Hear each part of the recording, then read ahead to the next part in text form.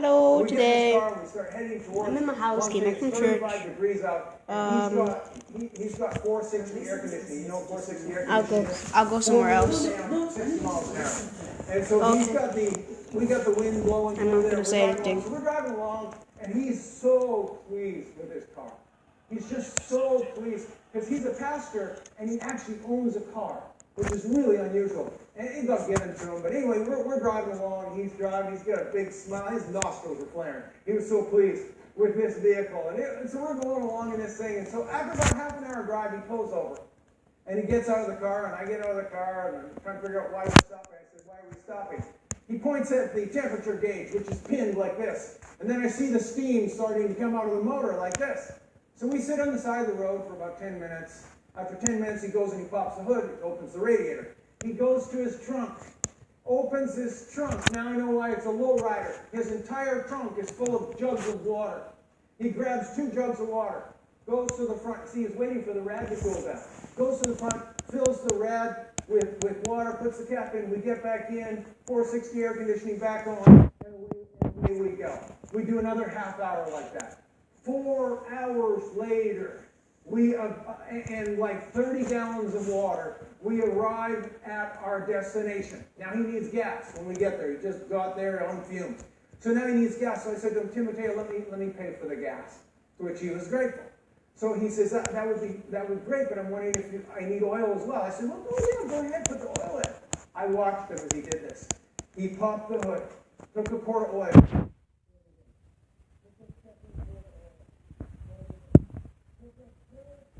Oil, poured it in, check the dipstick in, it's good.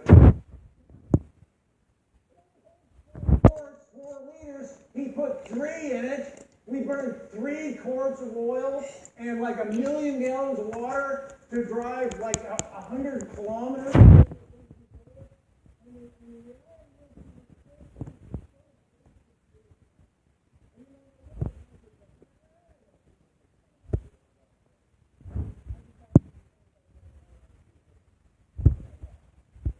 Put 500,000 kilometers on it.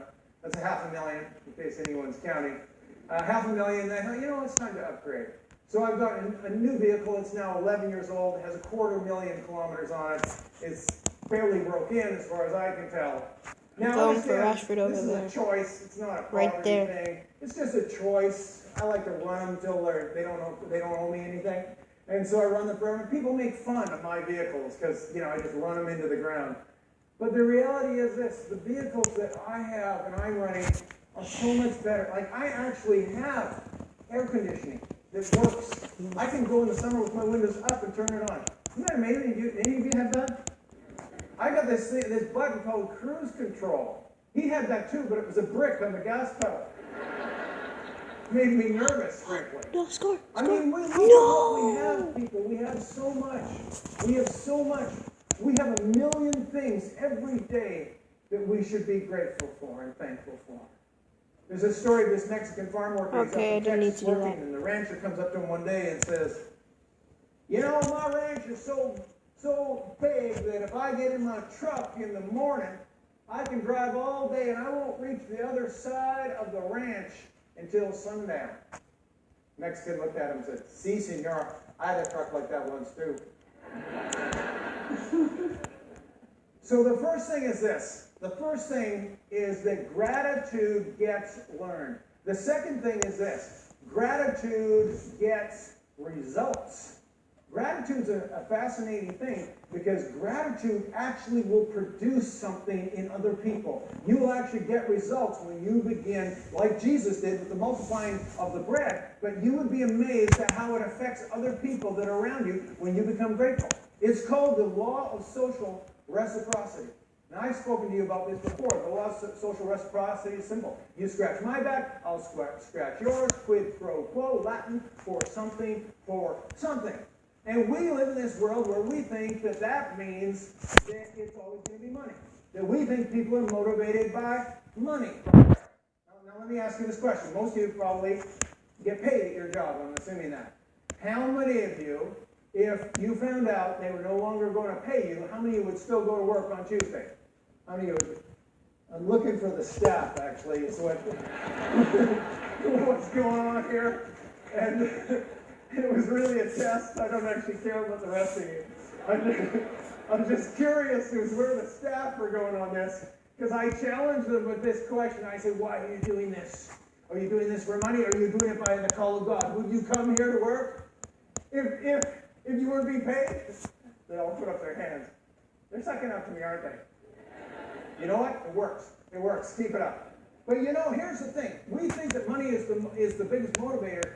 It's not. There are far greater motivators in life, and one of them is gratitude, where people feel appreciated. That's why what we try to do in this church with our staff and with our leaders is we try to develop a culture of commendation, where people, when they do something, they get thanked and they get appreciated for it. I make it a habit that if somebody does something, I don't just take it for granted that because they are getting paid, that's their job. What I like to do is make sure that they get proper thanks for it. It's one of the most important things that we can do. And when we do it, people want to do it. They want to serve, and they want to give their life for it because they know they're appreciated. Why? Because we actually tell them they're appreciated.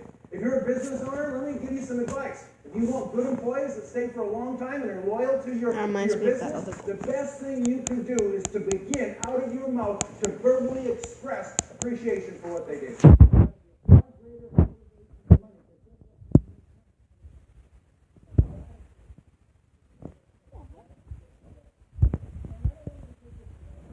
But let me let you in on a little secret in life. If you are grateful, you can get people to do almost anything for you. I mean, I'm not telling you to be manipulative. That is not what I'm saying. To be genuinely grateful, it gets results, and you would be amazed what people will do. People will go way out of their way for you if they think you appreciate it. Let me tell you a little story about Kathy and I. We were in Newfoundland a few years back. Our son was playing soccer. He was at the Nationals. It was in Newfoundland. And so we went. We got there. We're in St. John's. We're staying in a different hotel from the kids. And we're trying to get to the first field. The field was at King George School, I think it was. And so we walk out in the street. We're right there in downtown. We're standing on the street. I'm not at a bus stop. I'm not even at an intersection. We're standing there looking at the tourist map, you know, like you do, and we're turning it and whatever. This bus comes and stops right in front of us. The doors open. The bus driver leans out and says, "How's it getting on by?" To which we went, "Huh?" He's talking Newfie. There's a language there. And so we're going, "Huh?" I said, well, we're trying to get to King George Field is where we're trying to get for this soccer game. He goes, "Lord, thunder and Jesus, you're far away from that." Oh. He said, "Get on, I'll get you close." And so we get on this guy's bus. We were not at a bus stop. We were just standing on the street, and the bus driver stopped and picked us up. He says, "I'll get you close." So we're sitting on the bus, and I'm sitting right behind the bus driver, Kathy and I. We're showing him the map, and I'm talking to him. He's driving and talking, and not looking at the road. And we're going along, and I'm just so grateful that this guy's going to get me there or get us close because we were going to be late for the game. And so we're driving along, and so Kathy and I are just sort of profusely thanking him. We really appreciate you picking us up. We didn't know what we were going to do. We couldn't get a cab. We're just so thankful. Finally, he says, "Oh, maybe I'll take you all the way there. I don't think the other passengers will mind." He goes off his route. I know you don't believe this. He goes off his bus route. I'm all like uncomfortable now because now we're going off the route. So I turned to the passenger behind and I said, "Do you mind?" "Oh, no, no problem." And so he takes this bus off the route and drops us at the field. Anyway, it was just such an amazing, amazing thing. I thought to myself, I mean, they're lovely people. You need to understand that about Newfoundlanders is they are the most hospitable and lovely and generous people you will ever meet. I mean, actually, when you're there, you don't feel like you're in Canada, and you're surprised they take Canadian dollars, and you feel kind of giddy about it. But they're amazing people. But I don't want you to miss the whole point about the power of gratitude and appreciation. Gratitude gets results. Gratitude gets learned. Second, gratitude gets results. And the final thing is this, is that gratitude gets to the heart.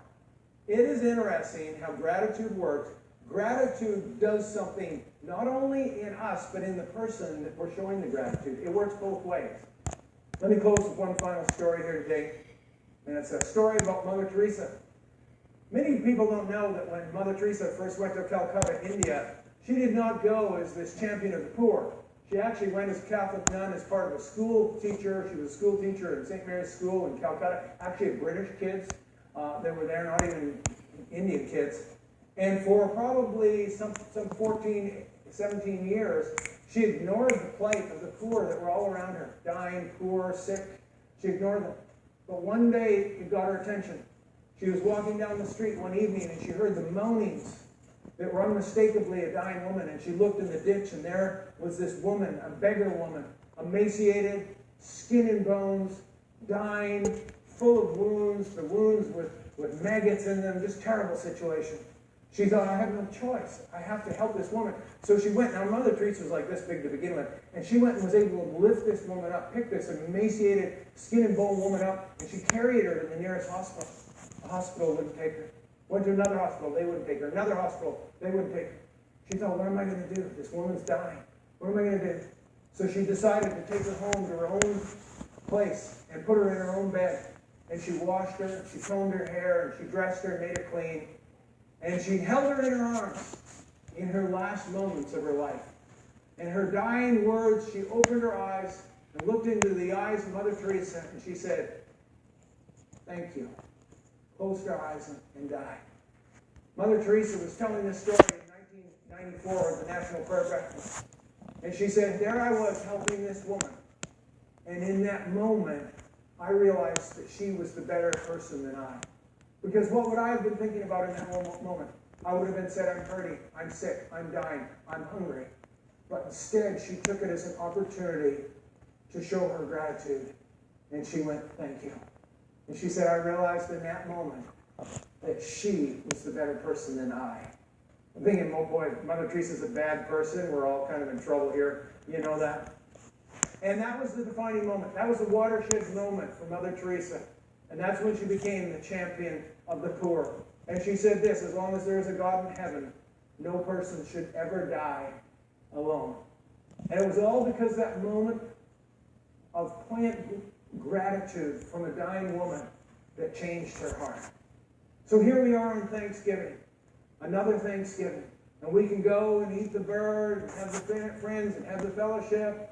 But if we forget to be thankful for all the great and wondrous things that God has done, then we have missed the entire point.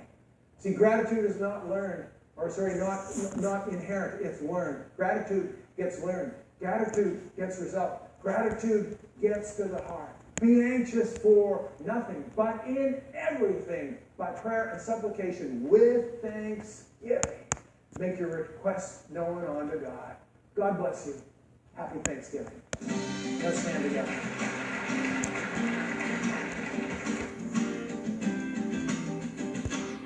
Okay, guys, that's the end of the video. I hope you liked it. See you tomorrow. Join us when you're in the Winnipeg area. If you'd like a booklet to help you understand more about God's gift of forgiveness and reconciliation through Jesus Christ, please contact us, and we'd be happy to send you a free copy of the